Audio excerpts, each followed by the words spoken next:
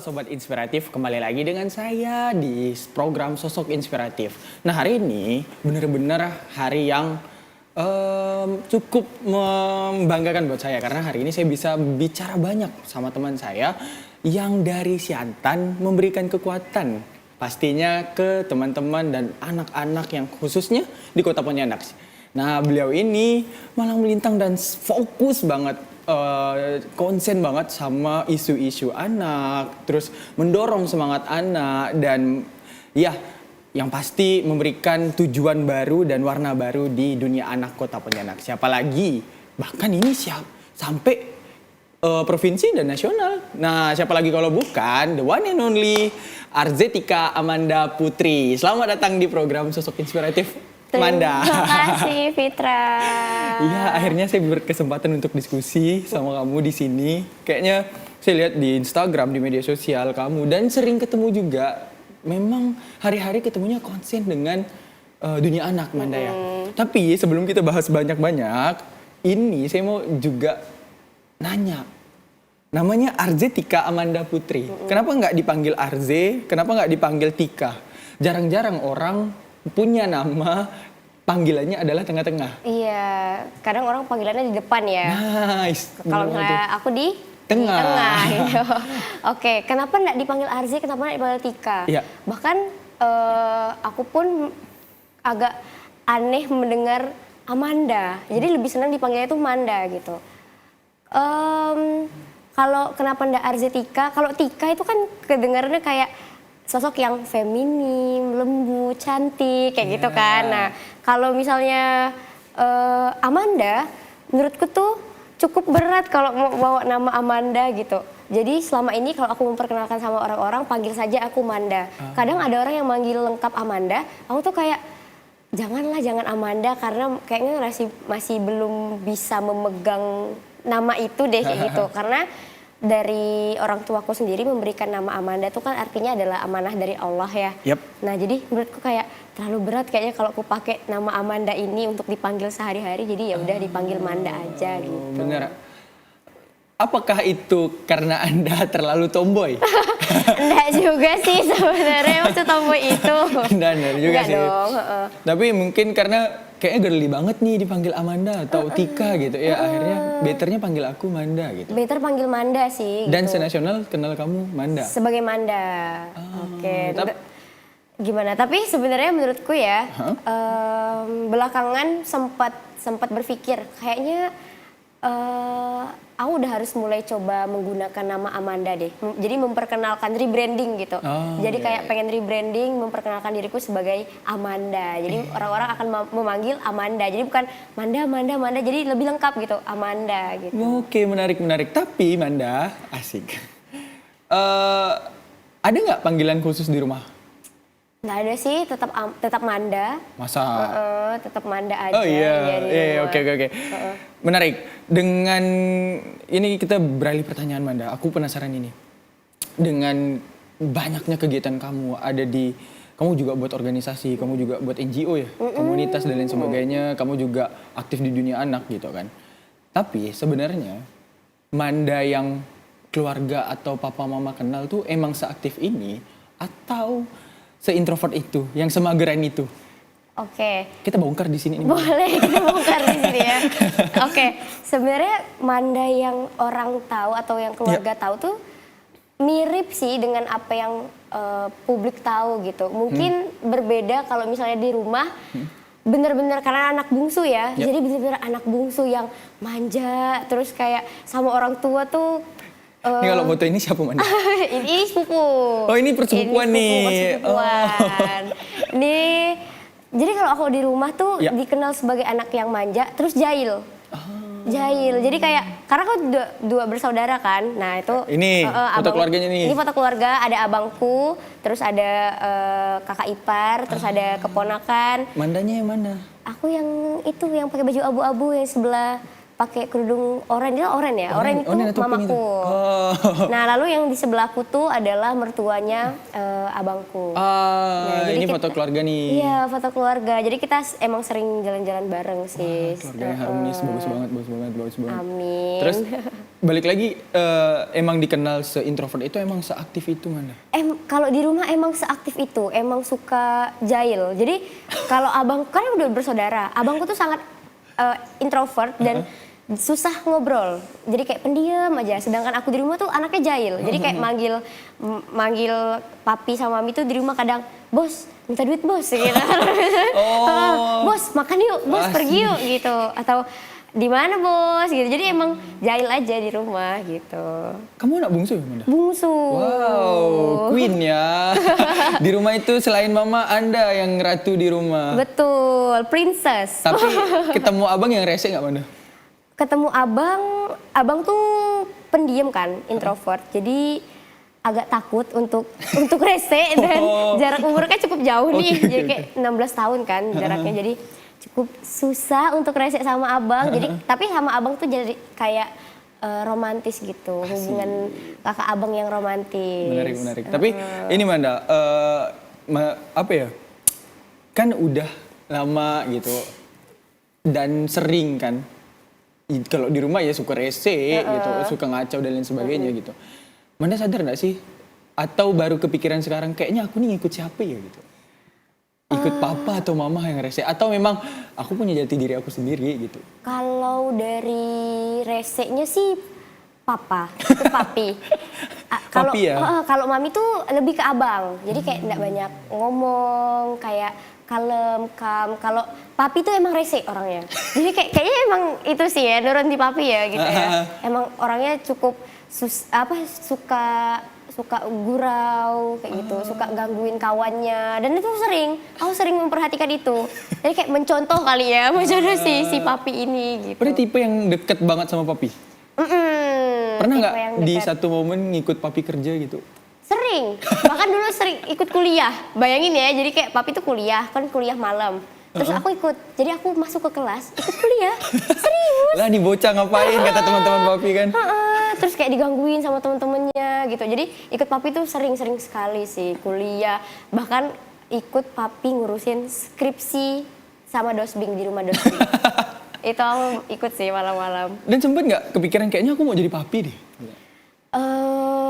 Sempet.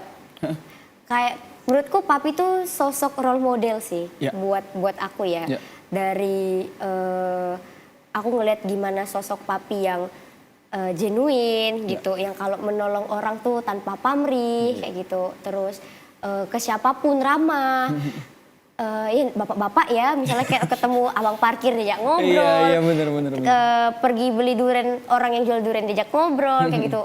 Kita lewat rumah orang-orangnya ditegur pada nggak kenal. Jadi kayak itu sih aku kayak belajar dari papi sih sampai sekarang gitu. Jadi anaknya jadi ekstrovert, terus cukup kalau ketemu orang tuh enak ngobrol kayak kita ketemu kan langsung sat-sat aja gitu. Iya bener. Karena baru pertama kali ketemu gitu. Tapi apakah itu yang ini Manda, yang membuat kamu kayak trigger lah? Kayaknya aku mudah untuk bergaul atau mudah untuk mengikuti organisasi, bahkan sempat menjadi ketua OSIS kan di SMP ya? SMA. Oh SMA, sempat jadi ketua OSIS di SMA.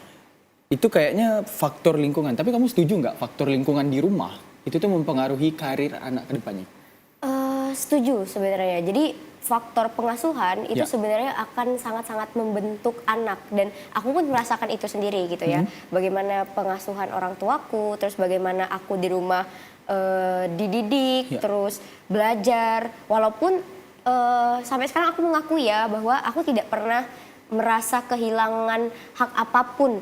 Baik itu hak bermain, baik itu belajar, apa dan sebagainya, berpartisipasi kayak gitu kan. Aku tidak merasa kehilangan hak itu, walaupun orang tuaku cukup, ayo belajar, nanti kalau sekolahnya harus peringkat ya, kayak gini. Tapi aku nggak pernah kehilangan itu sih. Dan menurutku peran orang tua tuh sangat penting membentuk aku yang sekarang. Kayak aku pun ngerasa kayak aku seperti ini karena melihat papi, melihat mami kayak gitu. Dan itu yang buat rasa percaya diri ya timbul terus gitu. Bahkan di SMA kamu sempat pernah jadi penari. Manda, kamu penari ternyata. Saya pernah lihat, kok dia penari, ternyata ini anak penari dan paskib ya? Iya. Bener, ini. Kamu yang mana, Manda? Yang tengah. Yang tengah, oke. Jujur sebenarnya itu juga memang bentukan dari orang tua. Jadi kalau dirimu mau tahu, kamu mau tahu? Ya. Aku tuh dari umur 5 tahun itu udah dilatih untuk celoteh anak. Bayangin ya, umur 5 tahun celoteh anak menghafal skrip sebanyak 2-3 lembar, itu dihafal, terus nanti disampaikan di depan Pak Gubernur, dulu wali kotanya masih Pak Sutarmiji, kayak gitu kan, disampaikan, ngobrol kayak gitu, maksudnya kayak berpidato gitu kan. Nah, dan itu tuh kebentuk dari kecil, makanya sampai sekarang aku ngerasa itu tuh sesuatu yang privilege ya buat aku ya, jadi kayak karena dari kecil udah terbiasa ngobrol, sampai sekarang tuh kalau ngobrol di publik atau apa tuh jadi lebih enak, dan menurutku itu juga pengaruh dari orang tuaku sih. Gitu. Bahkan hari kayak gini nih, Manda. Ini di mana sih, Manda? Ini waktu itu perpisahan kakak kelasku SMP. Oh, nari Dayak. Iya, jadi SMP tuh cukup banyak ya, Fitra. Aku ikut kegiatan. Wow, tipe serius. yang semua ekskul. Semua dicoba gitu. Semua damn, dicoba. bro. Jadi kayak ikut OSIS, nari, ikut lomba musik tradisional, bahkan ikut lomba musik tradisional tuh juara 1 kota dan juara 1 kota sampai ke provinsi. Waktu itu FLS 2N namanya. SMP, by the way, sebentar. Kamu SMP di mana? SMP Negeri 1 Pontianak. Oh, Spansa ya. Spansa. Oke. Dekat sini dong. Deket banget. Dan kebetulan kan memang sekolahku SMP tuh cukup support ya gitu untuk kegiatan-kegiatan ekstrakurikuler kayak gitu. Dan semuanya dicobain. Jadi kayak nari, musik tradisi, organisasi. Jadi dari SMP sih, bahkan bertemu dengan forum anak pun di SMP. Oh, bertemu forum anak di SMP. Tapi aku masih belum mau bahas forum anak terlebih Oke. dahulu. Kita bahasnya agak di tengah nanti itu. Oke deh. Saya penasaran, waktu SMP ternyata kamu diwadahin banget. Nah, kamu bersyukur nggak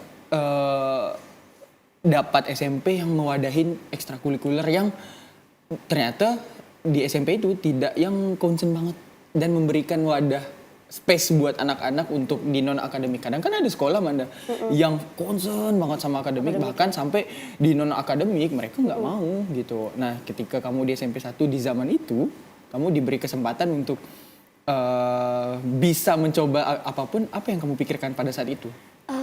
Menurutku ya, sekolahku waktu itu di zaman itu ya, SMP 1 tuh cukup balance. Jadi akademik, prestasi akademik dan non akademiknya tuh semua guru tuh support kayak gitu. Dan bersyukur sekali sebenarnya bisa masuk SMP 1 pada saat itu, dan tidak bisa dipungkiri ya, sekolahku tuh yang membentuk aku sebenarnya sampai sekarang. Jadi salah satu yang membentuk Manda, karena Manda pun juga banyak belajarnya di situ gitu. Itu sih, jadi apalagi guru-guru di sana ya kayak gitu. Itu terima kasih sih buat Bapak Ibu guru yang udah support, walaupun sebenarnya waktu SMP tuh aku cukup sering meninggalkan kelas. Dispen? Sering dispen. Sering meninggalkan kelas karena sering ikut kegiatan, tapi ya beberapa guru memang mungkin mengingatkan ya, Manda, walaupun kita aktif berkegiatan, tapi kita juga tetap harus ingat sama belajar, nilai dan sebagainya gitu. Tapi mereka tetap support apa yang dilakukan. Manda, kamu ini tipe yang seneng akademik atau non akademik? Soalnya kalau anak-anak yang aktif sama kegiatan cenderung itu tuh kayaknya aku nggak suka nih akademik gitu. Akhirnya mencari titik baliknya, daripada bolos mending dispen. Daripada bolos, iya kan? Mending ikut kegiatan gitu kan. Benar.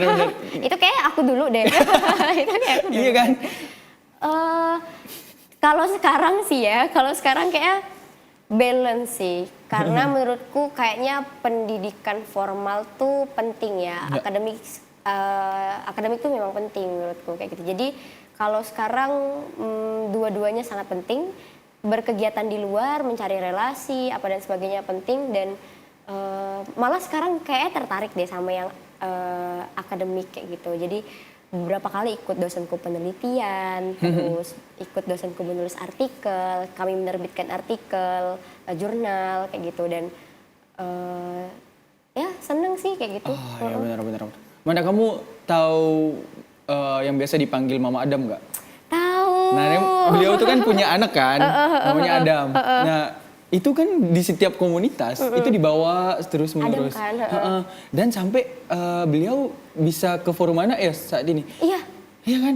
Itu menarik. Maksudnya kayaknya impact dari orang tua yang secara terus-menerus membawa anaknya untuk bersosialisasi dan lain sebagainya, itu tuh berdampak baik. Tapi menurut pandang kamu sebagai fasilitator forum anak, itu seperti apa, Manda? In case-nya ini Adam ya. Ya. Sebenarnya aku melihat apa yang dilakukan oleh mamanya tuh luar biasa sekali, dan sebenarnya juga itu yang dilakukan oleh orang tuaku dulu ke aku. Adam itu kan sekarang usianya SD ya. SD ya kayak gitu. Kalau aku tuh dari TK malah kan, dari umur 5 tahun. Yep.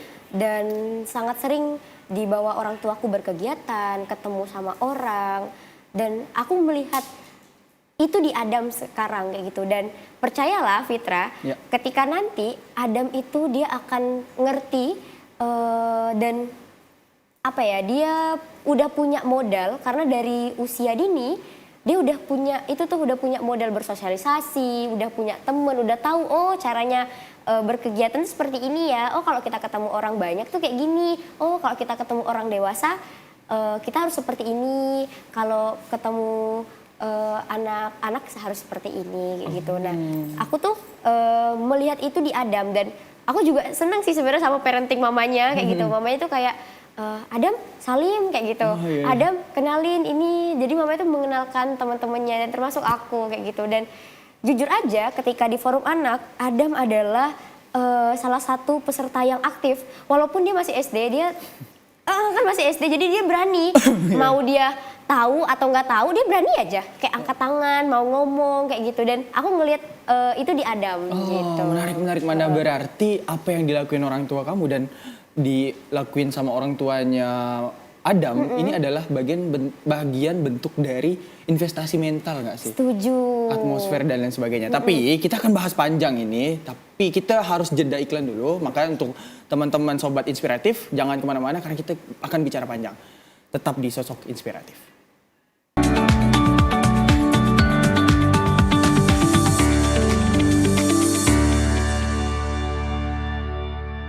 Halo Sobat Inspiratif, kembali lagi dengan saya yang pasti masih bersama narasumber yang sangat menginspirasi hari ini. Tadi kita sempat ngebahas banyak, Manda. Kita sempat bicara, ternyata kamu memang sepecicilan itu, terus juga memang seaktif itu, dan hasil bentukan orang tua kamu gitu kan. Nah, tapi di fase yang ini, pernah nggak kamu berpikir, kenapa aku memilih forum anak? Mungkin biar aku nggak bisa menyuarakan hak-hak anak, atau pernah nggak apakah kamu memilih forum anak itu sampai di hari ini kamu masih jadi fasilitator nasional forum anak karena kamu pernah ada isu tentang anak yang kamu lihat atau yang kamu rasakan. Bagaimana pendapat kamu? Oke, sebenarnya kenapa masih memilih forum anak gitu kan? Dari awal kan masuk ke forum anak ini banyak belajar ya, banyak belajar tentang isu anak seperti apa, terus hak anak, peran anak dan sebagainya kayak gitu kan. Selain itu, selain kita belajar tentang isu anak, forum anak ini juga mengajarkan gimana yang teman-teman lihat kayak menjadi Manda yang sekarang kayak gitu. Manda yang bisa ngobrol seperti ini, Manda yang bisa bersosialisasi dan sebagainya, terus belajar public speaking itu juga di forum anak, ketemu sama orang-orang dinas, pemerintah kayak gitu kan, belajarnya tuh di situ di forum anak. Terus kalau jawaban dari diri sendiri yang dari hati banget kenapa masih memilih bertahan di forum anak, ngerasa ada harga yang harus dibayar gitu. Jadi kayak forum anak adalah salah satu yang menurutku ini 70% membantu berperan penting di dalam pembentukan Manda yang sekarang kayak gitu. Dan aku rasa bahwa aku ada harga yang harus aku bayar kayak gitu, dengan cara mengembalikan apa yang sudah aku dapatkan, apa yang sudah aku punya ke forum anak lagi. Jadi makanya masih punya komitmen untuk mengembalikan itu ke forum anak kayak gitu. Tapi kalau misalnya untuk kayak permasalahan, kasus, jujur salah satunya itu juga salah satu alasan bertahan di forum anak sempat mengalami misalnya kan, sempat mengalami satu hal Nggak enak. yang kurang mengenakan kayak gitu, dan aku baru tahu setelah di forum anak bahwa itu sebenarnya salah dan tidak boleh kayak gitu.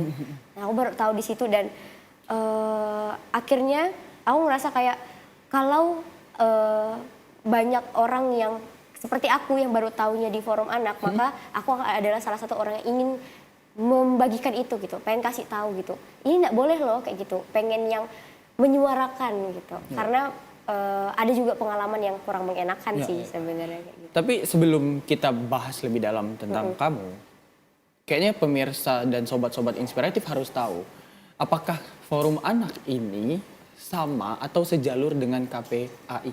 KPAD. KPAD. Apakah sejalur atau beda mana? Sebenarnya fokus kita tetap sama ya, tetap di perlindungan dan pemenuhan hak anak kayak gitu. Namun di forum anak ini adalah misalnya fokusnya pencegahan, terus sebagai wadah partisipasi anak kayak gitu. Dan kalau misalnya KPAD adalah yang turun menangani kasus misalnya. Jadi kalau secara penanganan kasus apa dan sebagainya itu tidak di forum anak. Jadi kami hanya pencegahan, terus memberikan wadah partisipasi dan menyuarakan gitu. Nah, sedangkan kalau untuk penanganan kasus itu masih di KPAD, walaupun kami punya isu yang sama kayak gitu. Dan KPAD itu masuk ke dalam salah satu alat kelengkapan forum anak di bagian pengawas. Kayak gitu. Jadi pengawas tuh ada dari kalau di pemerintah kota ya, berarti ada dari inspektorat, dari sekda, terus KPAD gitu. Oh, seperti itu. Tapi kenapa kamu bilang kamu belajar banyak di forum anak? Bahkan sampai ya siapa sih yang nggak tahu Manda, orang yang concern banget di dunia anak. Nah itu. Belajar banyak karena akhirnya tahu bahwa sebenarnya, dan baru di forum anak ya, tahu bahwa sebenarnya kita anak itu juga punya suara gitu. Kita juga punya peran gitu. Kalau selama ini yang orang-orang tahu misalnya, Seperti ini. oh kalau ini kegiatan yang di luar forum anak, bukan forum anak. Ini kegiatan dari kitabisa.com dan aku salah satu yang jadi panitia menyelenggarakan itu kegiatan. Volunteer dari Kitabisa. Okay. Nah, balik lagi ya di forum anak tadi sampai di kalau orang-orang kan taunya sekarang dulu tuh orang taunya apa sih kamu anak kecil tahu apa sih kayak gitu. Apa sih kamu anak kecil jangan sok tahu. Apa sih anak kecil mau sok-sokan ngasih pendapat apa dan sebagainya. Ternyata kita tuh anak punya loh hak itu gitu, hak untuk berpendapat, menyuarakan kayak gitu. Apalagi misalnya untuk pemerintah ya, kebijakan yang diambil adalah untuk anak, maka kita anak juga harus tahu kayak gitu apa yang terbaik, karena kita tidak bisa tahu apa yang terbaik kalau misalnya bukan dari kita sendiri. Jadi kita misalnya nih pengen buat sesuatu aturan untuk melindungi orang ini. Tapi kan orang itu ya yang tahu apa yang dia butuhkan dan apa yang dia inginkan kayak gitu. Dan kita tuh nggak tahu mereka butuhkan apa gitu. Dan begitu juga anak-anak gitu. Anak yang tahu mereka butuh apa, anak yang tahu mereka pengennya apa, dan kita sebagai orang dewasa kita tuh nggak tahu kayak gitu posisi kondisi mereka tuh seperti apa. Oh, ini yang seperti gambar-gambar saat ini. Ini kegiatan-kegiatan forum anak ya. Ini tim inti kamu atau teman yang dekat di forum anak? Ini adalah adik-adikku di forum anak. Iya, ini adik-adikku. Bisa kali di forum diperbesar, anak. saya penasaran siapa sih adiknya. Ini gitu. adik-adikku di forum anak. Jadi ini ketua dan duta forum anak tahun 2024-2026. Jadi kan baru regenerasi Fitra, belum sampai sebulan sih, belum sampai sebulan. Regenerasi forum anak 2026-2028 dan ini adalah pengurus yang lama kayak gitu. Kalau di forum anak, aku tuh dikenal dengan julukan Kak Man. Ini kapan, Manda? Ini Jadul kapan? banget. Ini Jadul kapan? Ini tahun 2019, lihat tuh kerudungnya masih ke depan. terus belum ngerti make up, nggak ada alisnya gitu. Ini 2019, ini tahun kedua jadi Ketua Forum Anak di Kelurahan Siantan Tengah. Sebentar, tahun kedua jadi ketua. Berarti sebelumnya jadi ketua di tahun sekarang 2018. 2019 masih ketua. Masih ketua. Wow, keren, menarik. 2 tahun dari Siantan. Dari Siantan Tengah. dari Siantan menuju Indonesia. Wih, Asik. keren, menarik. Bener, menarik sih. Maksudnya apa ya, di Forum Anak saya pikir cuman ya kan banyak orang tahu di Forum Anak ya seperti kayak gini-gini kan. Maksudnya ya main, seru-seruan. Ternyata ada hal yang berbau edukasi juga kan ternyata di Forum Anak. Dan kamu bilangnya kamu belajar banyak hal di situ. Sedangkan saya pikir lah anak ngapain gitu belajar banyak hal, bahkan sampai bisa jadi kayak kamu apa sih yang dilakukan. Itu saya penasaran, makanya pengen berbincang banyak. Yang fun fact-nya saya juga baru tahu gitu.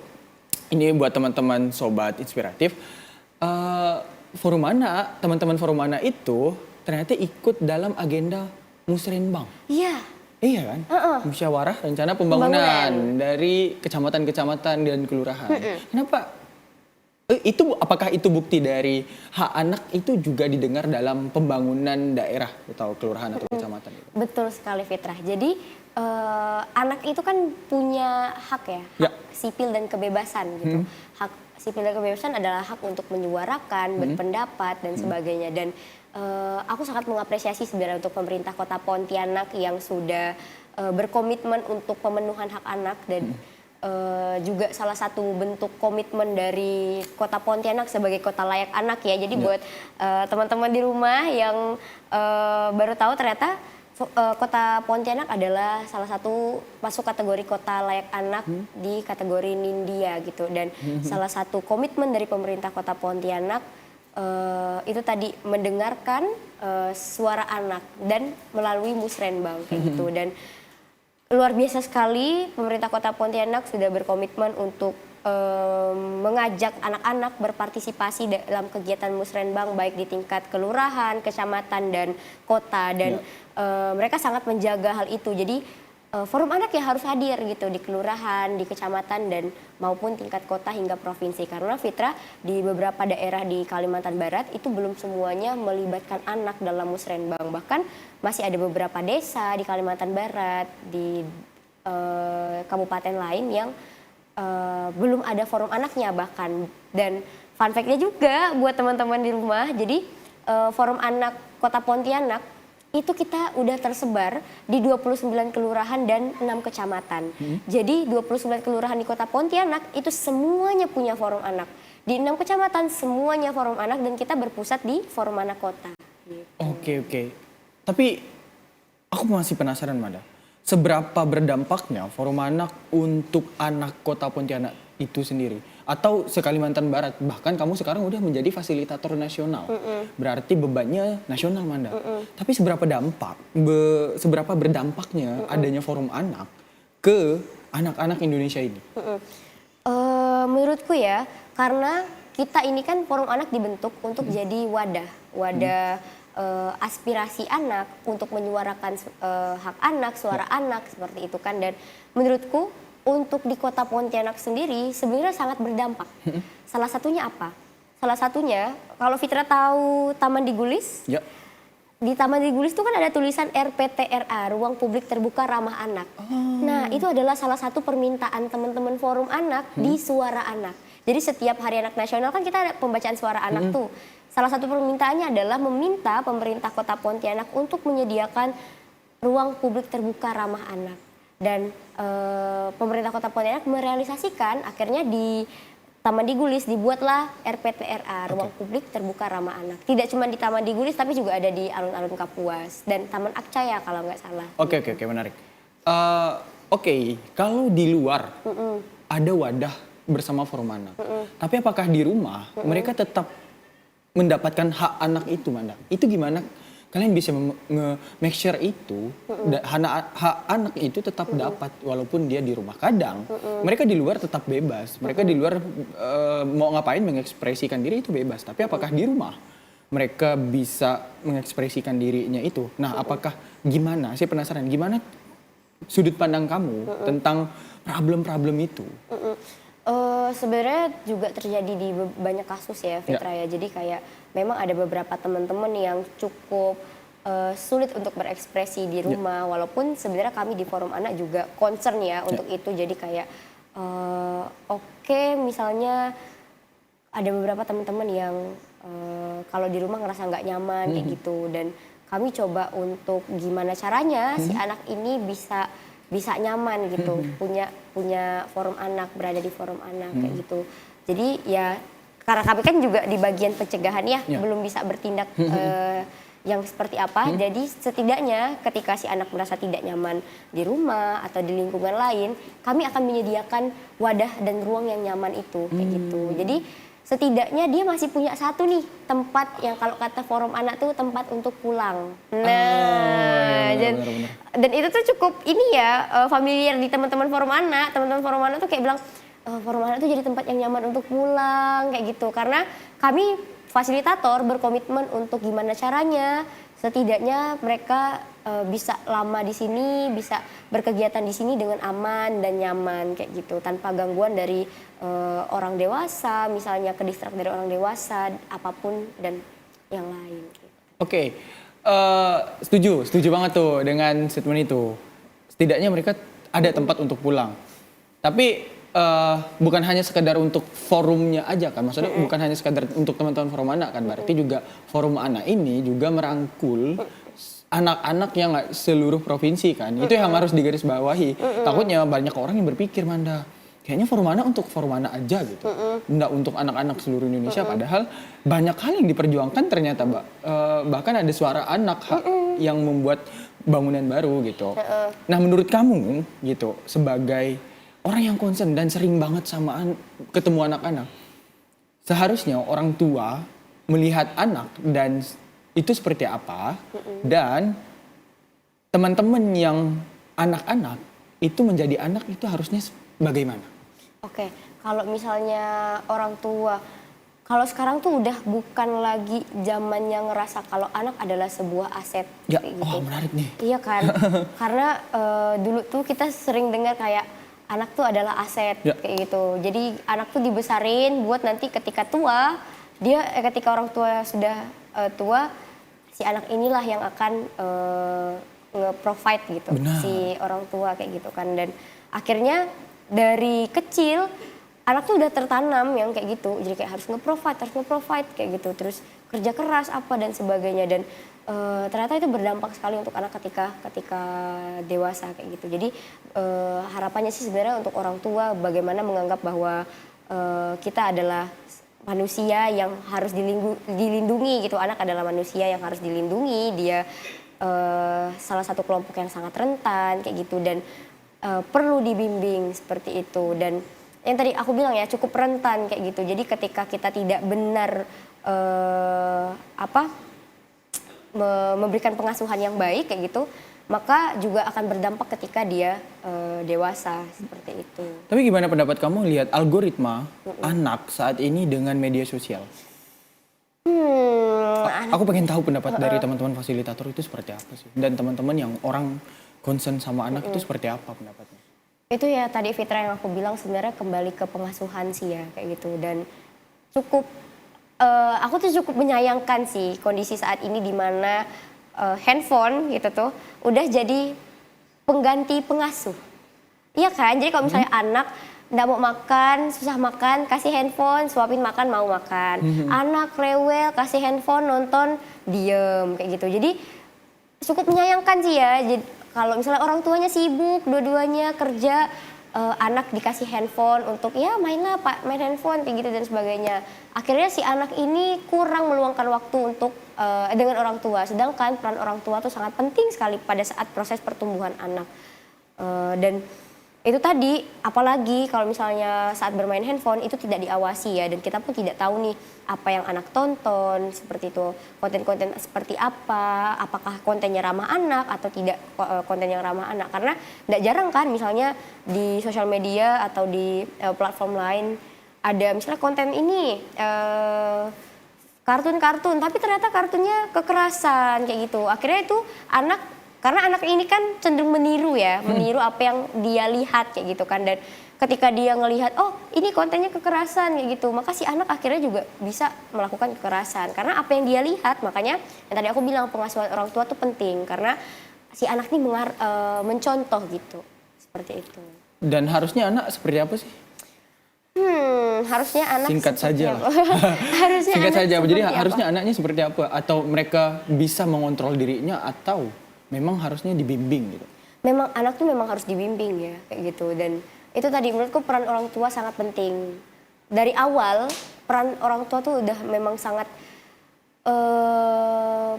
penting sih, karena kalau si anak akhirnya bisa jadi pembangkang itu juga sebenarnya dari salah satu asuhan orang tua kayak gitu. Makanya yang tadi aku bilang dari awal, dari kecil banget itu pengasuhan itu sangat penting.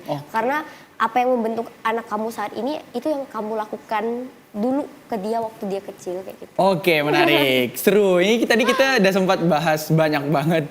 Ternyata ada beberapa keresahan di saya teman-teman Sobat Inspiratif. Tapi kita bakal bicara banyak lagi di segmen terakhir ini. Tapi buat Sobat Inspiratif jangan kemana-mana, tetap di Sosok Inspiratif.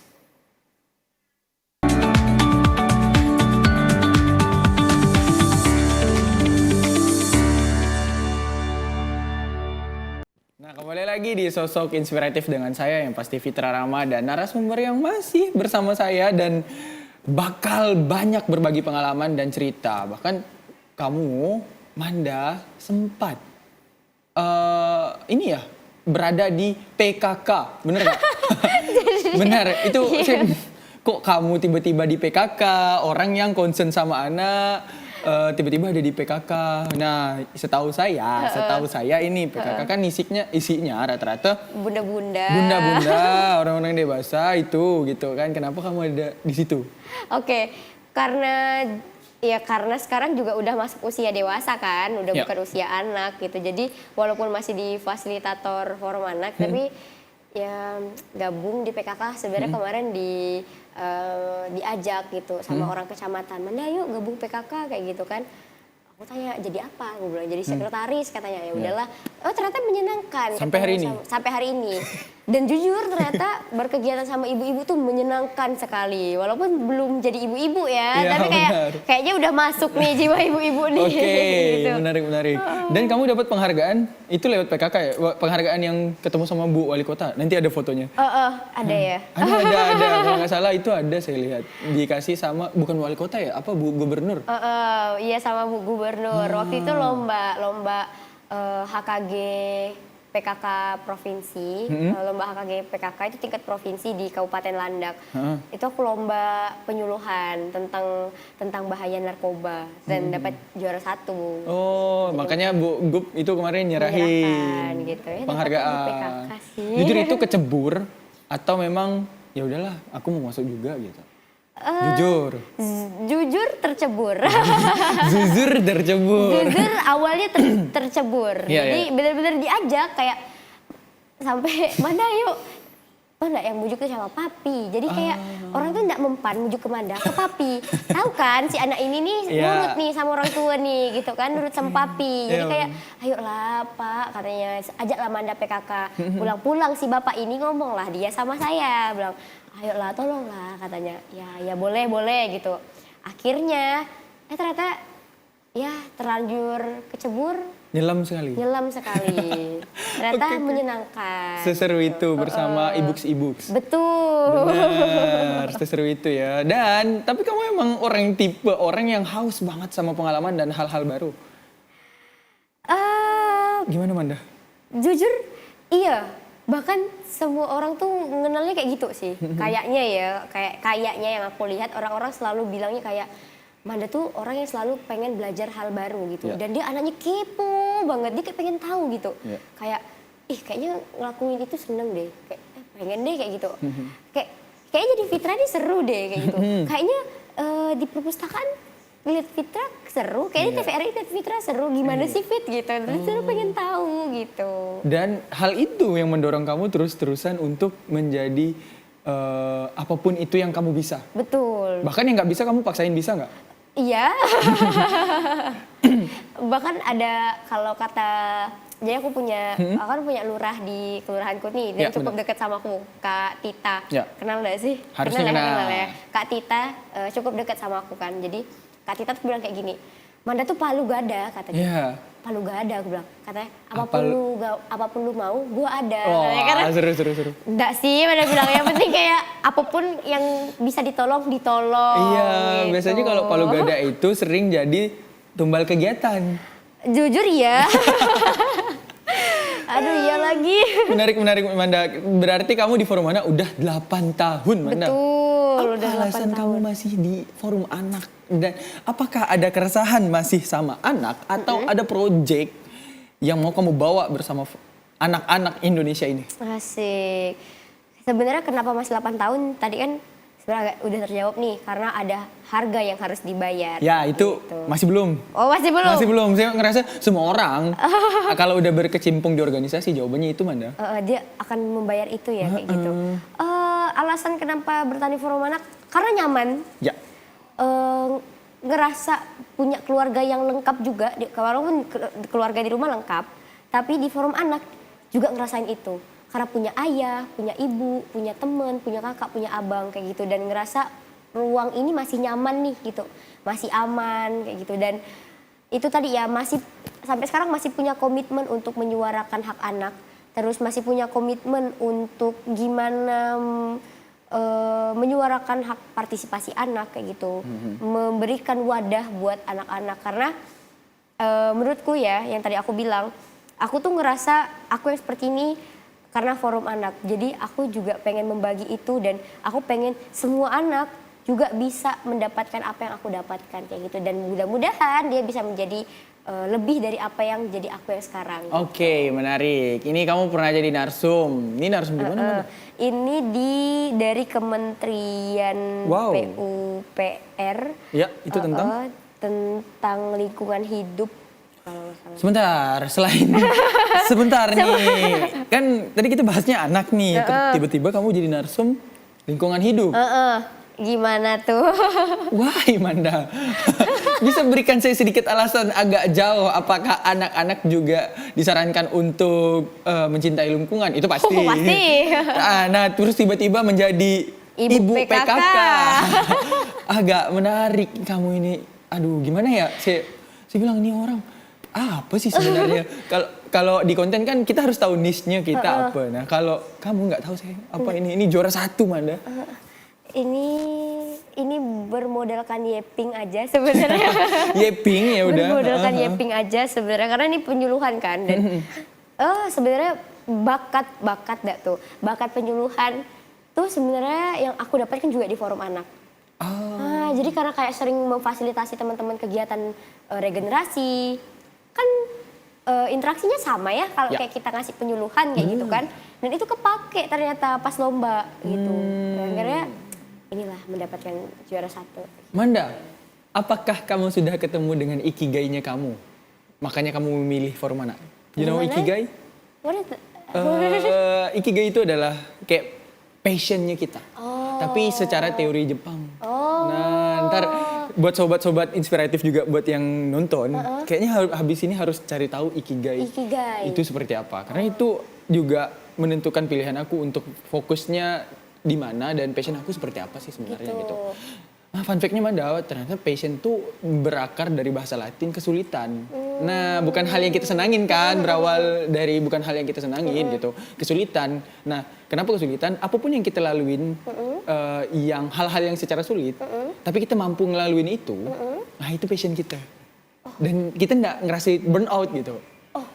Kayaknya berarti bener deh dengan apa yang aku rasakan akhirnya memilih Forum Anak. Karena bener kan tadi aku bilang bahwa aku pernah mengalami sesuatu kejadian yang kurang menyenangkan, akhirnya terlewati, dilalui dan akhirnya aku punya concern gitu untuk nggak boleh ada anak yang ngerasain apa yang aku rasakan, kayak gitu. Aku punya komitmen untuk itu, nggak boleh ada anak yang ngerasakan apa yang dulu aku rasakan. Gitu. Jadi benar. dan akhirnya kayak bener deh, kenapa milih Forum Anak sampai sekarang kayaknya ikigainya itu. Udah bagian dari diri aku dan aku ngerasa bahwa Forum Anak udah bagian dari diri aku sih. Dunia anak itu udah bagian dari diri aku. Jadi kalau misalnya mau ngajak ngobrol tentang anak, ayo kita ngobrol gitu. Mau diskusi, ayo. Mau tentang menyuarakan hak anak, ayo kayak gitu. Bahkan di beberapa kesempatan di forum diskusi dengan teman-teman aktivis, dengan teman-teman organisasi sipil, masyarakat sipil kayak gitu kan, aku tuh lebih senang menyuarakan bahwa kayaknya kita di Kalimantan Barat perlu ruang yang aman, yang nyaman untuk anak-anak deh kayak gitu. Jadi tidak lagi anak itu dianggap sebagai objek gitu, tapi sebagai subjek. Kayak anak juga perlu punya hak untuk tahu, terlebih dengan isu-isu yang terjadi saat ini baik di daerah maupun nasional. Dan penting sebenarnya untuk anak tuh tahu masalah-masalah itu, dan itu yang selalu akhir-akhir ini aku suarakan ketika berada di dalam forum diskusi dengan teman-teman organisasi masyarakat sipil di Kalbar. Oh iya, menarik. Tapi apakah ruang untuk anak Kalimantan Barat ini sudah mencukupi? Atau lagi berproses ke situ? Sepertinya yang aku rasa ya, lagi berproses. Kita semua lagi menciptakan ruang aman dan nyaman itu kan. Yang anak punya saat ini kan ya, kalau untuk kegiatan-kegiatan ya di sekolah. Ya. Tapi kan itu pendidikan formal ya, kayak gitu kan. Ya paling forum anak kayak gitu. Itu pun masih banyak anak yang kayaknya belum tahu nih sama forum anak kayak gitu kan. Belum terjangkau gitu kan.